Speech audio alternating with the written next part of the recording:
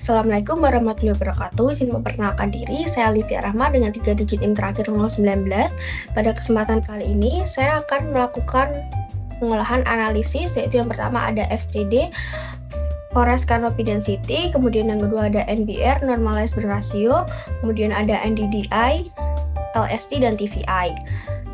Yang pertama yaitu kita siapkan citra Landsat 8 level 1, yaitu menggunakan band 2, 3, 4, 5, 7, dan band 10. Setelah kita masukkan seperti ini, kemudian kita add shapefile wilayah studi kita. Di sini saya menggunakan Kabupaten Karanganyar. Kemudian kita lakukan extract by mesh dengan tujuan agar memotong citra Landsat dengan yang sesuai dengan SAP wilayah studi. Dan ini kita masukkan input rasternya yaitu citra Landsat, dan kemudian input fitur max datanya yaitu SAP file, kemudian di OK. Setelah itu akan menghasilkan seperti ini. Lakukan pada semua band, termasuk band 10 juga. Setelah sudah dilakukan pemotongan sesuai SAP wilayah studi, kemudian kita melakukan koreksi radiometrik menggunakan raster kalkulator. Setelah itu dengan rumus sebagai berikut. Lakukan pada setiap band, yaitu pada band 2, 3, 4, 5, 7 dengan rumus sebagai berikut. Setelah itu OK. Kemudian untuk band 10 kita menggunakan rumus sebagai berikut. Pada koreksi radiometrik band 10 ini berbeda dengan rumus sebelumnya. Oke, setelah semua band radiometrik, setelah semua band terkoreksi radiometrik, kita akan melakukan pengolahan AVI itu dengan raster kalkulator dengan rumus sebagai berikut. Kemudian OK. Berikut nilai high dan low-nya. Setelah itu kita akan melakukan pengolahan pada BSI yaitu Bare Soil Index dengan rumus sebagai berikut. Kemudian OK, dan akan menghasilkan seperti ini. Setelah itu kita akan melakukan pengolahan shadow index menggunakan raster kalkulator dengan rumus sebagai berikut. Kemudian OK. Setelah itu akan menghasilkan seperti ini. Kemudian kita akan melakukan pengolahan TI atau thermal index menggunakan raster kalkulator dengan rumus sebagai berikut. Setelah itu OK, dan akan menghasilkan seperti ini. Setelah itu kita akan melakukan pengolahan terhadap SSI dengan menggunakan prinsipal komponen. Ini klik dengan rumus sebagai berikut. Tambahkan TI dan SI untuk menghasilkan SSI, kemudian OK. Setelah itu hasilnya seperti ini. Kemudian kita melakukan SVD dengan menggunakan prinsipal komponen lagi dengan memasukkan AVI dan BSI. Kemudian OK. Setelah itu akan menjadi seperti ini. Yang terakhir yaitu kita melakukan pengolahan FCD dengan menggunakan raster kalkulator dengan rumus sebagai berikut. Kemudian OK. Setelah itu akan menghasilkan seperti ini dengan nilai high dan low-nya. Selanjutnya yaitu kita melakukan tahap reclassify dengan memasukkan data raster tadi, kemudian kita buat klasifikasinya menjadi 5, kemudian kita melakukan scoring. Setelah itu OK. Setelah itu akan menghasilkan seperti berikut. Merupakan hasil dari pengolahan peta FCD atau Forest Canopy Density di Kabupaten Karanganyar. Warna hijau tua pada peta menunjukkan area dengan kerapatan vegetasi yang sangat tinggi. Hal ini sesuai dengan kondisi existingnya di bagian sebelah sini, yaitu merupakan lereng Gunung Lawu yang secara nyata memiliki tutupan vegetasi yang sangat lebat. Kemudian untuk bagian warna hijau muda di sini menunjukkan area dengan kerapatan vegetasi yang rendah dikarenakan kondisi existingnya pun berupa kawasan permukiman sehingga mencerminkan rendahnya kerapatan vegetasi di wilayah tersebut. Selanjutnya kita akan melakukan pengolahan NBR atau Normalized Burn Ratio, yaitu yang pertama kita siapkan citra Landsat 8 level 1 dengan menggunakan band 5, 6, 7, dan 10. Di sini saya menggunakan wilayah studi yaitu Kabupaten Banjar, Kalimantan Selatan. Setelah itu kita lakukan extract by max sesuai dengan SAP wilayah studi seperti ini. Kemudian kita melakukan koreksi radiometrik seperti sebelumnya dengan rumus yang sama menggunakan raster kalkulator sebagai berikut. Untuk band 5, 6, 7, kemudian untuk band 10 menggunakan rumus sebagai berikut. Kemudian di OK. Setelah kita melakukan koreksi radiometrik seperti ini hasilnya, kita akan melakukan pengolahan TI menggunakan raster kalkulator dengan rumus sebagai berikut. Kemudian OK. Setelah itu hasilnya akan seperti ini. Kemudian kita akan melakukan proses NBR yang pertama, yaitu menggunakan raster kalkulator dengan rumus seperti ini, yaitu band 5 dikurang band 7 per band 5 plus band 7, kemudian OK. Setelah itu akan menghasilkan seperti ini. Kemudian kita lakukan hal yang sama pada NBR yang kedua dengan menggunakan raster kalkulator, tetapi rumus yang dimasukkan berbeda. Yang kali ini kita masukkan band 5 dikurang band 6 per band 5 plus band 7, kemudian OK, dan akan menghasilkan seperti ini. Kemudian setelah itu kita akan melakukan penjumlahan, kemudian dibuat rata-rata pada NBR yang telah kita olah tadi menggunakan raster kalkulator, yaitu dengan cara menambahkan NBR yang pertama dan NBR yang kedua, kemudian dibagi dua, kemudian OK. Setelah itu akan menjadi rata-rata NBR seperti ini. Setelah itu kita akan melakukan reclassify seperti cara sebelumnya.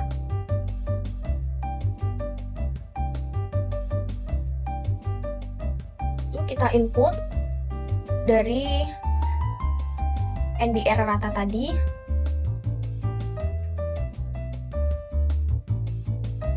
Kemudian kita membuat klasifikasi menjadi 5, kemudian dilakukan scoring. Oke, setelah itu akan menghasilkan seperti ini.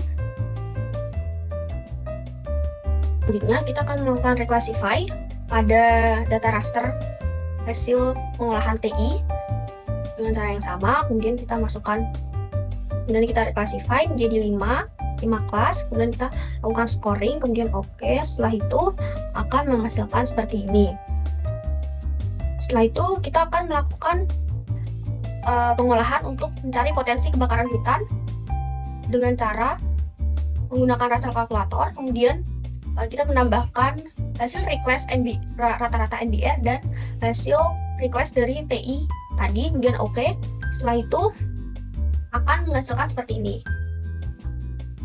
Kemudian kita lakukan reclassify.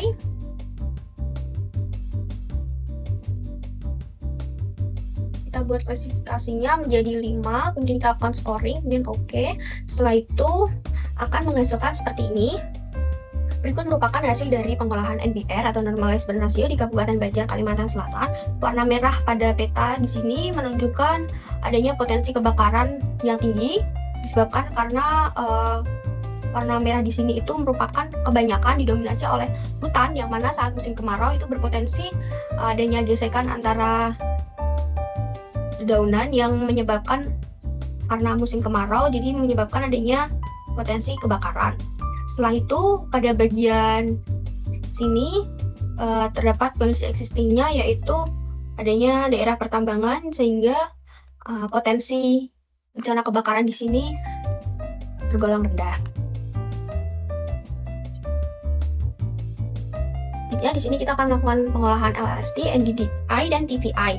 Yang pertama yaitu kita add data raster terlebih dahulu di sini menggunakan Citralan 18 level 1 menggunakan band 2, 3, 4, 5, dan 10. Sebelumnya di sini sudah saya ekstrak BMX sesuai dengan galeri studi, yaitu menggunakan Kabupaten Karanganyar.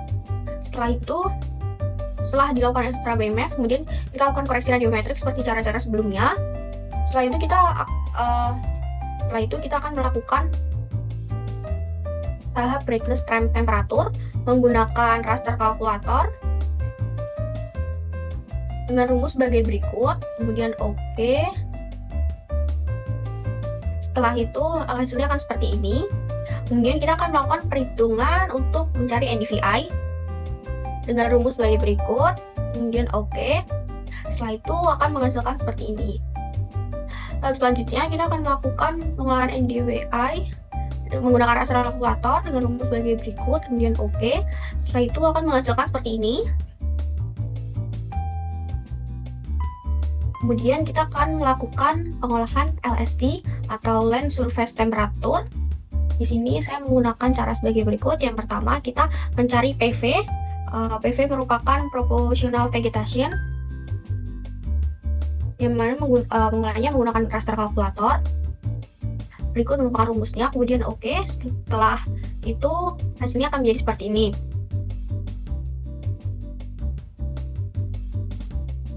Kemudian kita akan melakukan pengolahan. Di sini merupakan estimasi emisivitas permukaan dengan menggunakan raster kalkulator dengan rumus sebagai berikut. Kemudian oke. Setelah itu akan menghasilkan seperti ini. Setelah itu kita akan melakukan pengolahan NDDI menggunakan raster kalkulator dengan rumus sebagai berikut. Kemudian oke. Setelah itu hasilnya akan seperti ini. Setelah itu kita akan melakukan tahap selanjutnya, yaitu mencari LST dengan rumus sebagai berikut. Kemudian oke. Setelah itu akan menghasilkan seperti ini. Selanjutnya kita akan melakukan pengolahan FV menggunakan raster kalkulator dengan rumus sebagai berikut. Kemudian oke. Setelah itu hasilnya akan seperti ini. Kemudian yang terakhir kita akan melakukan TVI atau untuk mendeteksi potensi bencana kekeringan. Kemudian ini kita masukkan hasil LST tadi, kemudian dibagi hasil FV, kemudian oke. Setelah itu akan menghasilkan seperti ini. Nah, berikut merupakan hasil dari olahan TVI. Di sini di dalam ArcGIS tidak terbaca data rasternya. Tenang saja, kita bisa menggunakan software QGIS untuk diekspor ulang, kemudian dijadikan poligon. Kemudian hasilnya akan seperti ini. Ini sebelumnya sudah saya olah di QGIS dan kemudian saya ekspor ulang ke ArcGIS. Hasilnya akan menjadi seperti ini. Kemudian saya ekspor ulang ke ArcGIS. Hasilnya akan menjadi seperti ini. Kemudian untuk kekeringan yang menggunakan analisis NDDI, hasilnya akan seperti ini. Berdasarkan hasil olahan peta NDDI, terdapat potensi kekeringan di Kabupaten Karanganyar yang menunjukkan potensi bencana kekeringan sedang, ditunjukkan dengan warna kuning. Hal ini selaras dengan kondisi existing di beberapa kecamatan Kabupaten Karanganyar seperti Kecamatan Gunungrejo, Karanganyar, Bimantoro, dan Tasikmadu. Hal ini disebabkan karena curah hujan yang minim dan musim kemarau yang panjang, sehingga menyebabkan sumber air alami seperti sungai dan sumur mengalami penurunan volume yang mengarah pada kesulitan dalam pemenuhan kebutuhan air sehari-hari. Berikut merupakan hasil dari olahan potensi bencana kekeringan menggunakan analisis TVI menunjukkan hasil yang berbeda, di mana klasifikasi kekeringan sedang hingga tinggi mendominasi di wilayah Kebak Ramat, Tasikmadu, dan Jaten. Hal ini menunjukkan bahwa meskipun peta NDDI menunjukkan potensi kekeringan yang sedang di beberapa kecamatan, peta TVI ini lebih menyoroti daerah lain dengan tingkat kekeringanan yang lebih tinggi. Perbedaan ini disebabkan oleh karena masing-masing fokus indeks, yaitu TVI lebih sensitif terhadap kondisi vegetasi yang terpengaruh oleh kekeringan, sementara itu NDDI lebih menggabungkan informasi tentang kelembapan tanah dengan vegetasi yang memberikan potensi gambaran lebih awal tentang potensi kekeringan. Selain itu, NDDI menggunakan komponen spektral yang lebih sensitif terhadap kandungan air sehingga mampu mendeteksi kekeringan lebih dini dibandingkan TVI yang baru merespon saat kondisi vegetasi sudah terdapat. Cukup sekian yang dapat saya sampaikan. Mohon maaf apabila ada kesalahan kata. Wassalamualaikum warahmatullahi wabarakatuh.